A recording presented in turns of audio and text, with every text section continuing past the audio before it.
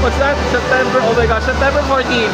You know what, guys and guys, I wasn't able to catch up the dance rehearsals for this day because I'm some kind of late. Anyway, maybe tomorrow perhaps we're gonna capture each steps that they're having. And you know what, guys and guys, 3 days to go before the grand finals, we will witness the grand event of the year, the glamorous, the fabulous, the fantastic dresses that they're gonna wear. So guys and guys, come over here. But I hope you cannot able to watch it because when I upload this, it's already late because I have lots of videos to upload. So anyway, bye for now. Enjoy!